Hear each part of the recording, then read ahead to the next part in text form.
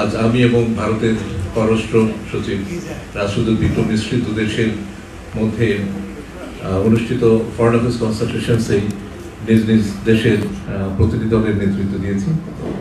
এফওসির আলোচনার পর ভারতের পররাষ্ট্র সচিব মাননীয় প্রধান উপদেষ্টার সাথে তাঁর কার্যালয়ে সৌজন্য সাক্ষাৎ করেছেন। ভারতের সাথে আমাদের বিদ্যমান সম্পর্ককে এগিয়ে নেওয়ার ব্যাপারে তিনি তার আশাবাদ ব্যক্ত করেন। তিনি দুদেশের মধ্যে বিদ্যমান পারস্পরিক দ্বিপাক্ষিক সম্পর্কের নানা দিক নিয়ে আলোচনা করেন। মাননীয় প্রধান উপদেষ্টার সাথে সাক্ষাতের আগে ভারতের পররাষ্ট্র সচিব মাননীয় পররাষ্ট্র উপদেষ্টার সাথেও সৌজন্য সাক্ষাৎ করেন। আমি এফওসিতে ভারতের পররাষ্ট্র সচিবের সাথে যেসব বিষয় নিয়ে কথাবার্তা বলেছি সেগুলো আপনাদের সামনে উপস্থাপন করছি। আপনারা জানেন যে ভারত আমাদের নিকটতম প্রতিবেশী, ভারতের সঙ্গে আমাদের সম্পর্ক ঐতিহাসিক। এই প্রেক্ষিতে কনসালটেশনসে উভয় প্রতিনিধি দল বাংলাদেশ এবং ভারতের মধ্যে বিদ্যমান যে সম্পর্ক, সেই সম্পর্ককে সামনের দিকে আরও এগিয়ে নিয়ে যাওয়ার ব্যাপারে একমত হয়েছে। কনসালটেশনসে দুই দেশের পারস্পরিক স্বার্থ সংশ্লিষ্ট বিভিন্ন বিষয় নিয়ে ফ্রি ফ্র্যাঙ্ক অ্যান্ড ক্যান্ডিড তথা খোলা মনে আলোচনা হয়েছে। আমরা বলেছি বাংলাদেশের সবচেয়ে নিকটবর্তী প্রতিবেশী দেশ হিসেবে ভারতের নিকট আমরা আমাদের দুদেশের মধ্যে বিদ্যমান সকল অনিষ্পন্ন বিষয়সমূহে দ্রুততম সময়ের মধ্যে নিষ্পত্তির জন্য ভারতের সহযোগিতা কামনা করি এবং এই লক্ষ্যে আমরা একযোগে কাজ করার বিষয়ে গুরুত্ব আরোপ করেছি। আমি দুই দেশের সাধারণ জনগণের ভেতরে আস্থা ও বিশ্বাস বিনির্মাণের গুরুত্বের উপরে জোর দিয়েছি এবং এক্ষেত্রে বাংলাদেশ সম্পর্কে নেতিবাচক প্রচারণা রোধে ভারতের সক্রিয় ভূমিকা আশা করেছি। বাংলাদেশের জুলাই আগস্ট বিপ্লব এবং বিপ্লব পরবর্তী সংখ্যালঘুদের প্রতি কথিত বৈরী আচরণ নিয়ে ভারতীয় গণমাধ্যমে অপপ্রচার, মিথ্যা তথ্য এবং বিভ্রান্তিকর বয়ান রয়েছে। সে বিষয়ে আমরা ভারত সরকারের প্রতি দৃষ্টি আকর্ষণ করে এ বিষয়ে যথাযথ পদক্ষেপের অনুরোধ জানিয়েছি। সেই সাথে আমরা জোর দিয়ে বলেছি যে বাংলাদেশে বসবাসরত সব ধর্ম নির্বিশেষে স্বাধীনভাবে সব মানুষ ধর্মচর্চা করে আসছে এবং এ বিষয়ে কোনো ধরনের বিভ্রান্তি এবং অপপ্রচারের সুযোগ নেই। এ বিষয়ে বাংলাদেশ সরকার সরেজমিন অবস্থা দেখার ও পর্যবেক্ষণ করার জন্য বিদেশি সাংবাদিকদেরও আহ্বান জানিয়েছেন।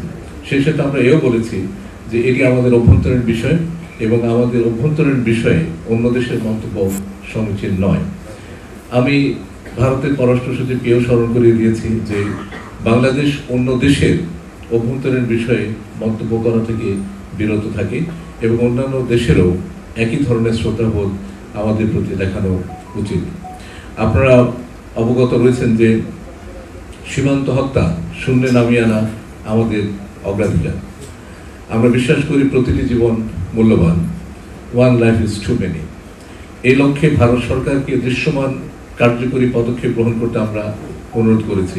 তাছাড়া আন্তঃসীমান্ত অপরাধ, মাদক পাচার সহ অন্যান্য অপরাধমূলক কার্যক্রম নির্মূলে ভারতের সহযোগিতা সহ সীমান্ত সংশ্লিষ্ট বিভিন্ন দীর্ঘমেয়াদী সমস্যার সমাধানে ভারত সরকারকে অনুরোধ জানিয়েছে। আজকের আলোচনায় আন্তঃনদী বিষয়সমূহ গুরুত্ব পেয়েছে। আমি তিস্তা নদীর পানি চুক্তি সম্পন্ন করার প্রয়োজনীয়তার উপর জোর দিই। গঙ্গা পানি চুক্তির মেয়াদ 2026 সালে উত্তীর্ণ হয়ে যাবে। সে প্রেক্ষিতে তা নবায়নের প্রক্রিয়া শুরু করার উপরও আমরা গুরুত্ব দিয়েছি। এছাড়াও আরও যে কয়েকটি আন্তঃসীমান্ত নদীর পানি বন্টন সংক্রান্ত চুক্তি দুই পক্ষের মধ্যে আলোচনাধীন, সেসব সম্পন্ন করার জন্য বিশেষ জোর দিই।